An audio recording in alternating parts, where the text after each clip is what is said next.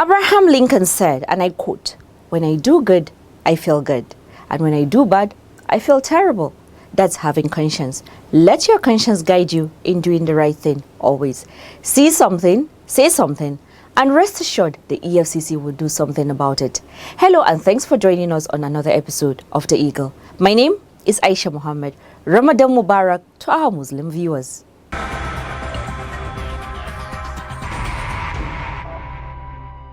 Good day, Nigerians. As we all know, cybercrime is progressing at an incredibly fast pace. It is giving a bad image to Nigeria, affecting our economy, and draining the youth of this country. Let us work collectively against cybercrime wherever it is committed. I am Abdurrashid Bawa, Executive Chairman, Economic and Financial Crimes Commission. Stand for the right thing always. Thank you.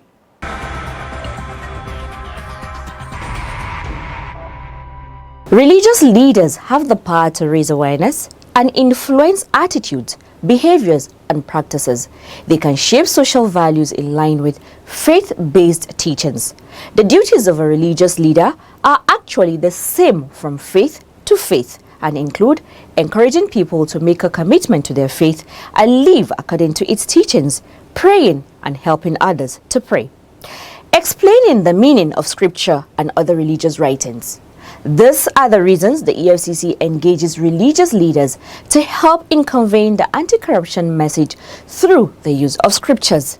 The EFCC has a long-standing structured engagement with the faith community through the Interfaith Anti-Corruption Advisory Committee, IAAC, which met with management of the commission at the EFCC headquarters in Jabi, Abuja.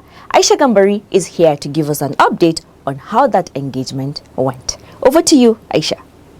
The Executive Chairman of the Economic and Financial Crimes Commission, Abdurrashid Bawa, has stressed the importance of religious bodies in the fight against corruption. Bawa stated this at the EFCC headquarters in Abuja while opening the meeting of the Interfaith Anti-Corruption Advisory Committee, IAAC. The chairman, who was represented by the Director of Legal and Prosecution, Chile Okoroma, said the religious leaders and bodies have a critical and prominent role to play in the EFCC's corruption prevention mandate. He urged the committee to develop an implementation schedule on how the Christianity and Islamic manuals already produced by the EFCC will be put to use across the country. He further stressed that the corruption fight cannot be left to the EFCC alone, as all hands must be on deck. The fight against corruption must be from all fronts. This informed the reason the Commission had to seek high-caliber personality. The pedigree of members of the committee who are tasked with the mandate to complement the Commission's efforts at combating economic and financial crimes in Nigeria through mass education in churches and mosques attest to this fact. I assure you that the Commission places a very high premium on this. A few people may wonder, quote, why engage religious groups in the fight against corruption, unquote. I strongly believe that the corruption fight should not be left alone to the EFCC. All hands must be on deck, and partnership with all critical stakeholders should be strengthened. The meeting witnessed the formal handover between the outgone chairman, Professor Isaac Oloyede, and the new chairman, Archbishop John Praise. In his remark, Professor Oloyede pledged continuous support to the Interfaith Anti-Corruption Advisory Committee, stressing that the value of educating people about the ills of corruption is the desire of the committee, and while ways to prevent corruption are being sorted, a very important tool that can be used is education. He, however, stressed optimism that the vision of the committee in designing the teaching and preaching manuals is accomplished, adding that the manuals have been produced and all that is left is their implementation. It is our desire that while there are many ways of fighting corruption, one of the veritable tools that there is no doubt about is education. And that's why it's not to mean that educated people are not stealing, but it will be strange for somebody who is knowledgeable about the evils of corruption to also be involved. But that does not mean that you won't have exception to the rule. So what we are doing is to use education as a tool for fighting this malice in our society.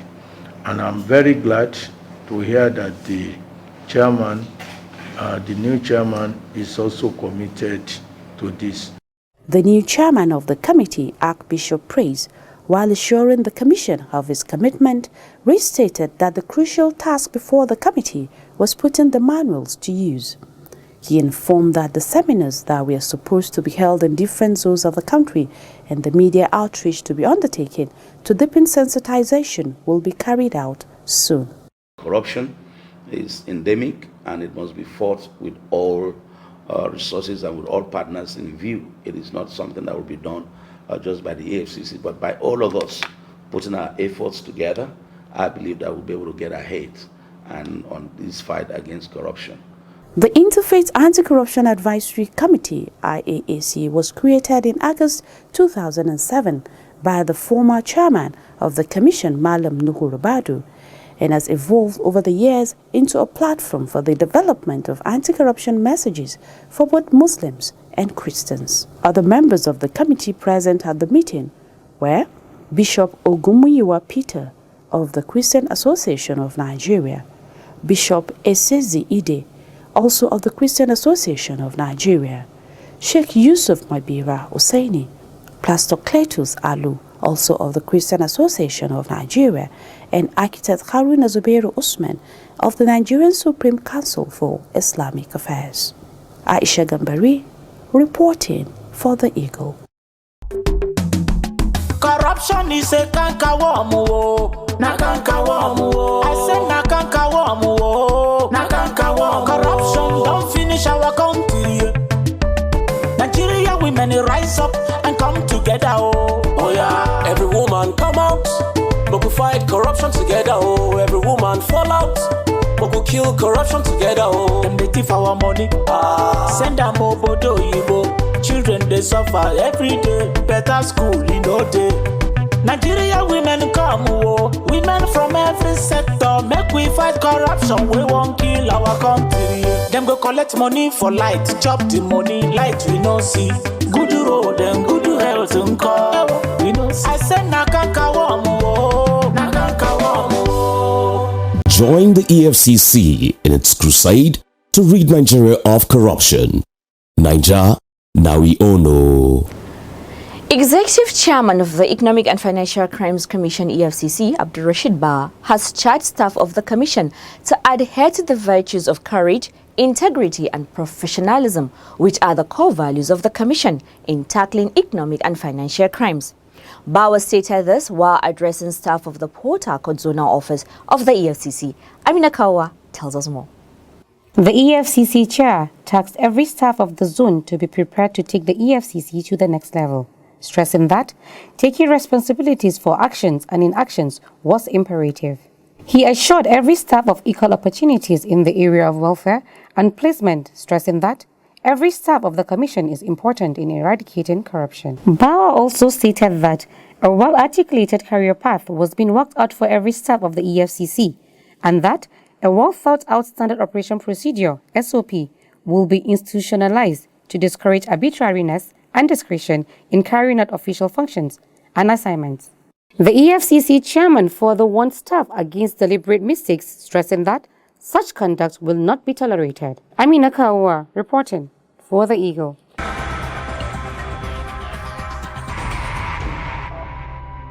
The Economic and Financial Crimes Commission EFCC and Nigerian Navy have reaffirmed their commitment to the fight against oil theft. Speaking while playing host to the new commanding officer NNSB Croft Apapa Lagos, Commodore B. Mohammed, the zonal head of the EFCC, Ahmed Gali, disclosed that the zone had secured the conviction of 76 oil thieves in less than 2 years. Amina Kawa again is our guide. Gali said the convicts were among the 153 suspects handed over by the Nigerian Navy for further investigation from December 2019 till date, stressing that the zone secured the convictions of 9 vessels out of the 19 it took over from the Nigerian Navy from 2019 till date. The zonal head assured the visiting officers that the existing collaboration with the Nigerian Navy will be sustained. So far, so good, sir. We have a lot of cases that you handed over to us, and based on the statistics, 19 cases that we took over from you, already 9 are convicted. 8 are still under prosecution, and then we have few that are about to also be in court. So almost 90% of the cases have been solved. So this cannot happen without your support. We know the efforts you are making after handing over to us, which is more of like ceremony, but you will continue to take care, take charge, take control. It's just like saying take and then still retain it with you. So we are very much grateful, and we will make sure that we do everything also to see that what you are facing, you are not facing it alone. What we can to support you, what we can to alleviate the hardship of this enormous task of serving the nation. We should make sure that we are all sharing the successes, the sufferings, the results, everything. It's a teamwork. So we have to team up and do it. Earlier in his address, Mohammed said the visit was informed by the need to share ideas with the EFCC, which he described as a great partner in the sustained fight against illegal oil bunkering.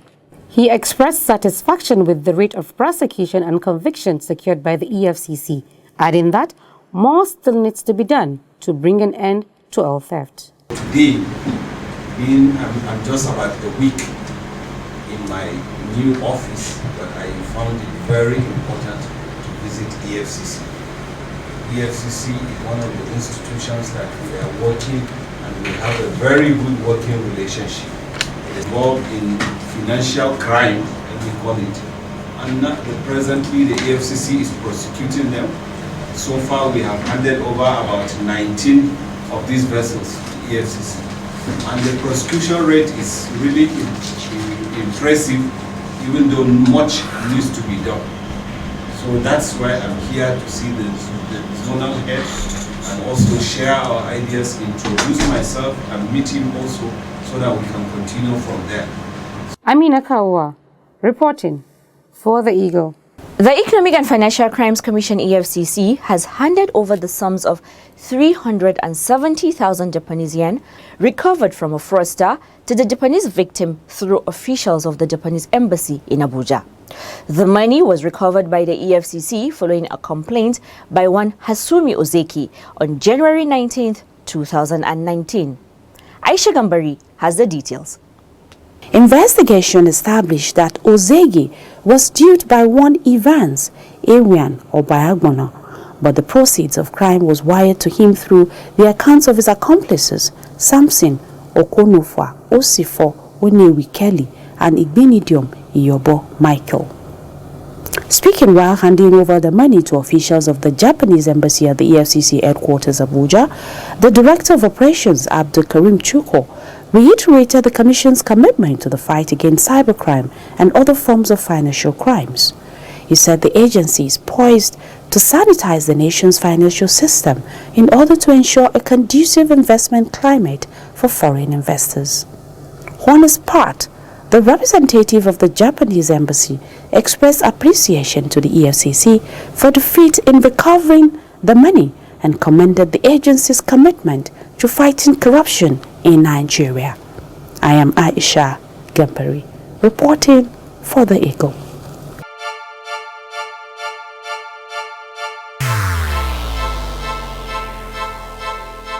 Corruption is dishonesty and illegal behavior by people in positions of trust. A public office is a public trust. Do not abuse positions of trust for private gains. Stay away from corruption. Nigeria is a great nation, and it is our responsibility to make the country greater. If you notice any act of corruption, please report to the EFCC via info@efccnigeria.org or call 09 904 4751 or 09 904 4752. You can also call 09 904 4753. This message is from the Economic and Financial Crimes Commission, EFCC. An inheritance scam is a specific type of advance fee fraud that uses made-up stories of a person who is now deceased and has left their estate to the intended victim of the scam. The scam usually begins with an email or letter telling the person that he or she is a distant relative of someone never before heard of. They tell the intended victim that they are lawyers to the supposed person that has recently died and that their law firm had been trying to locate the supposed relative to receive the inheritance. Lots of people have fallen victim to such scam, as the perpetrators make it look genuine and legit. The Eagle crew went into the street to speak with Nigerians on their awareness of the scam. Sani Emmanuel is our guide. Scammers are always ahead with tricks, making people believe that they are offering legitimate businesses, luring people into their trap. This is a case of a predominant type of advance fee fraud called the inheritance scam. So here I am on the streets of Abuja trying to speak with Nigerians of their knowledge on this type of scam and to share their experiences, if any. Stay with me.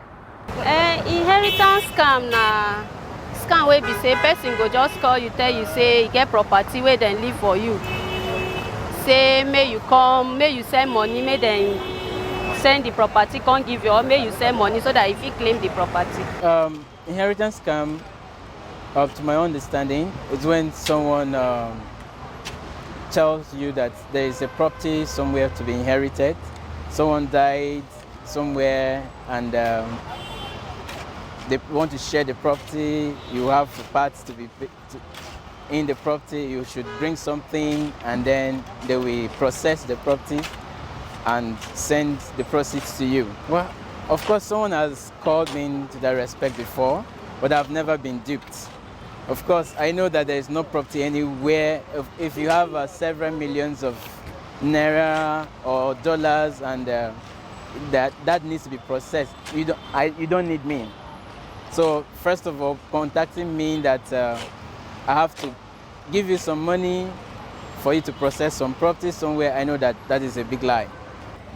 Inheritance scam is when somebody called you telling you that you have a relative in abroad that is late and left several property over there for you, and they will start telling you you have to send some amount of money for them to process the property and the money so that they can send the money back to you here in Nigeria.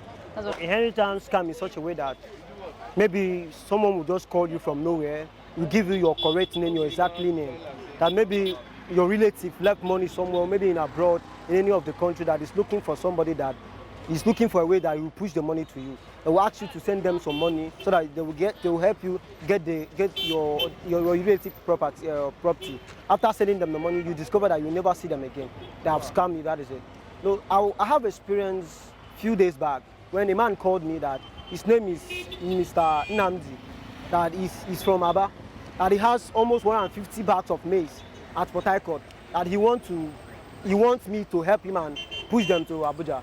I said, okay, no problem. I discovered that the man is a scam, but for me to let the man go, when I discovered that it's a scam, I want to play the business with it. Tell him, okay, my name is John. He called my name, my exact name. So I tell him I need money for TP so that I will carry myself from Abuja to Port Harcourt. The man stopped calling me. Anti-corruption agencies will continue to do their best to enlighten the general public on going legit and doing businesses with people they know. When asked the general public on what they think one will do to avoid this type of scam, this is what they have to say. My advice be say anytime where person call you say make you send money for them. First of all, don't be panic. Just listen to them.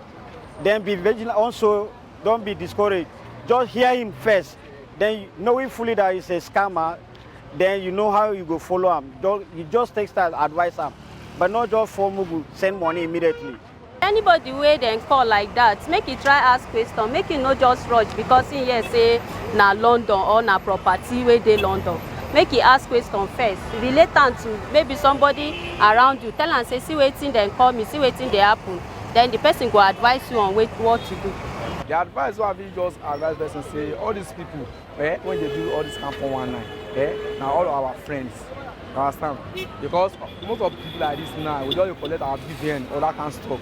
If they share your BVN to another person like this, problem will come. You understand? But the only advice what big person say, make just be careful with the ATM, everything. They just give. My advice to Nigerians is that they should remove the word of greed in their lineage. Because me, I believe it's greed. Without greed, you will not be fall a victim. Greed costs many things. And try to create something by yourself, even though if federal government did not do. I will advise them, when somebody calls you, tell the person, call me back. You sit down, you think, do I really have any relation in so place they are talking about?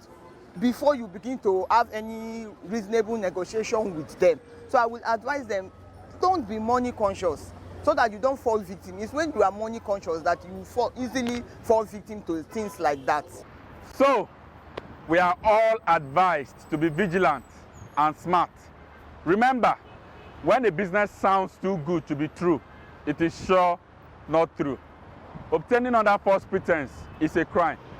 Report all suspects to the EFCC and other appropriate authorities, as inheritance scam contravenes Section 1, Subsection 2 of the Advanced Fee Fraud and Other Fraud-Related Offences Act of 2006.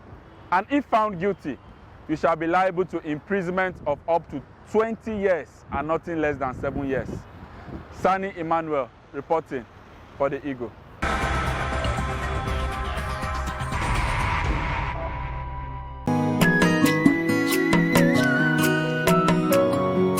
Rhymes, yeah. Whoa, corruption must to decrease. This is a canker worm disease. When our people go live in peace, when all this nyama go cease, I can look back when I see. Now here I dey work and I here I dey chop. Sometimes this my work it dey very tough and things go just rough. But that one no mean say I go put my hand inside bad things now. I know say if I put my mind to do this work well, I know say I go make am. I no need put my hand inside bad things. I be mechanical, I dey hustle, and I dey legit.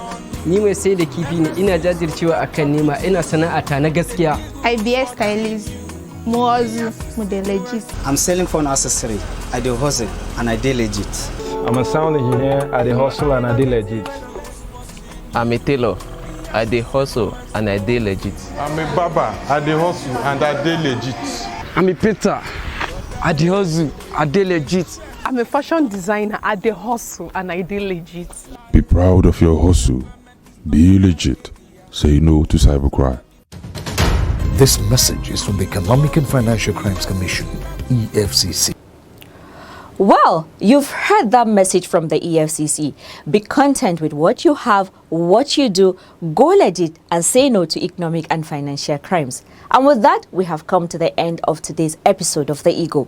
You can kindly send your inquiries and suggestions on anything regarding the EFCC to The Eagle at efccnigeria.org. You can also search and follow us on all our social media platforms at Official EFCC. My name is Aisha Muhammad. I leave you with these parting words.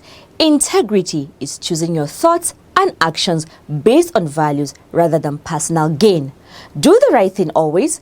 From all of us here, it's goodbye. God bless Nigeria and please be kind to one another.